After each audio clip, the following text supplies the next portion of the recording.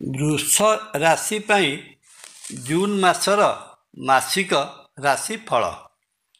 ମାସର ପ୍ରଥମାର୍ଦ୍ଧରେ ସୂର୍ଯ୍ୟ ବୃଷ ରାଶିରେ ରହି ବୃଷ ରାଶିଜାତ ବ୍ୟକ୍ତିଙ୍କୁ ରାଜକୀୟ କାର୍ଯ୍ୟରେ ସଫଳତା ପ୍ରଦାନ କରିବେ। ଜୟ ଜଗନ୍ନାଥ। ନମସ୍କାର, ମୁଁ ତପନ ଡାଇଜେଷ୍ଟକୁ ଆପଣଙ୍କୁ ସ୍ୱାଗତ। ବୃଷ ରାଶିଜାତ ବ୍ୟକ୍ତିଙ୍କର ପୂର୍ବରୁ ଅଟକି ରହିଥିବା ସରକାରୀ କାର୍ଯ୍ୟ ଯଥା ଜମିଜମା ଏବଂ ଘର ସମ୍ପର୍କିତ କାର୍ଯ୍ୟ କିମ୍ବା ତହସିଲ ହେଉ ଅଥବା ସବ୍ ରେଜିଷ୍ଟ୍ରାର ଅଫିସ କିମ୍ବା କୋର୍ଟ କଚେରୀ ମାମଲା ହେଉ, ମାସର ପ୍ରଥମାର୍ଦ୍ଧରେ ଆପଣଙ୍କ ସପକ୍ଷରେ ଫଇସଲା ହୋଇଯିବାର ବହୁତ ସମ୍ଭାବନା ରହିଅଛି। ଏହି ସମୟରେ ଜାଗା ବାଡ଼ି କିଣିବା, ନୂତନ ଗୃହ ନିର୍ମାଣ କରିବା, ସମ୍ପତ୍ତି ଲାଭ ସୂର୍ଯ୍ୟଦେବଙ୍କ ଆଶୀର୍ବାଦରୁ ସମ୍ଭବ ହୋଇପାରେ। ଯାନବାହନ କିଣିବାର ମଧ୍ୟ ବହୁତ ସମ୍ଭାବନା ରହିଅଛି। ମାସ ସାରା ବୃଷ ରାଶି ଅଧିପତି ଶୁକ୍ର ମହାଗ୍ରହ ବୃଷ ରାଶିର ବ୍ୟୟଭାବ ମେଷ ରାଶିରେ ଅବସ୍ଥାନ କରୁଥିବାରୁ ଖର୍ଚ୍ଚର ପରିମାଣ ବୃଦ୍ଧି କରିପାରନ୍ତି, କିନ୍ତୁ ଶୁକ୍ର ମହାଗ୍ରହ ବ୍ୟୟ ସ୍ଥାନରେ ଉତ୍ତମ ଫଳଦାୟକ ହୋଇଥିବାରୁ ଏହି ସମୟରେ ଶରୀର ସୁଖ ପ୍ରଦାନ କରିବେ।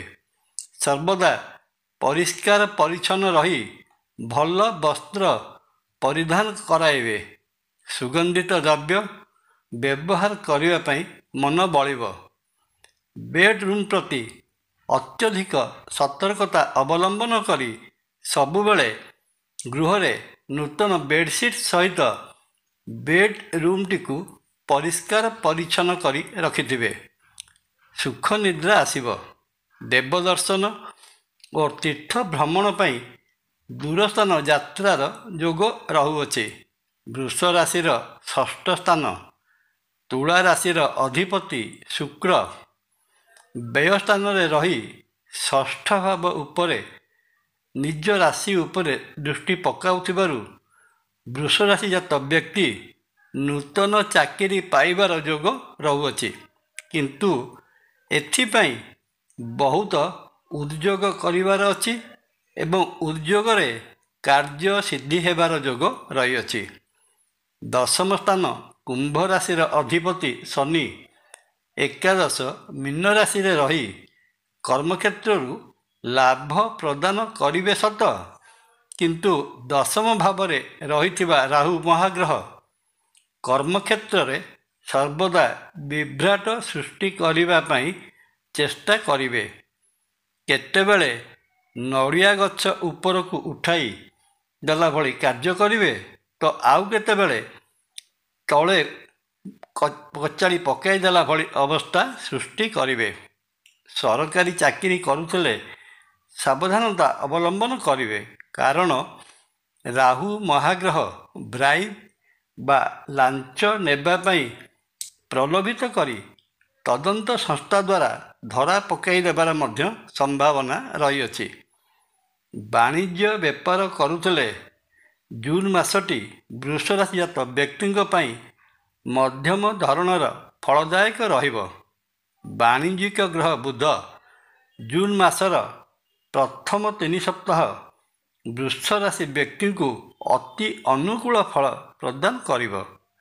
ଆର୍ଥିକ ସଂସ୍ଥାମାନଙ୍କରେ ଅର୍ଥ ନିବେଶ କରିଥିଲେ ଭଲ ରିଟର୍ଣ୍ଣ ପାଇପାରନ୍ତି ତଥା ସେୟାର ମାର୍କେଟ, ମ୍ୟୁଚୁଆଲ ଫଣ୍ଡ ଏବଂ ଇନ୍ସୁରାନ୍ସ ସେକ୍ଟର ପ୍ରଭୃତି ସଂସ୍ଥାମାନଙ୍କରେ ଅର୍ଥ ବିନିଯୋଗ କରିବା ପାଇଁ ସମୟ ଅନୁକୂଳ ରହିଛି।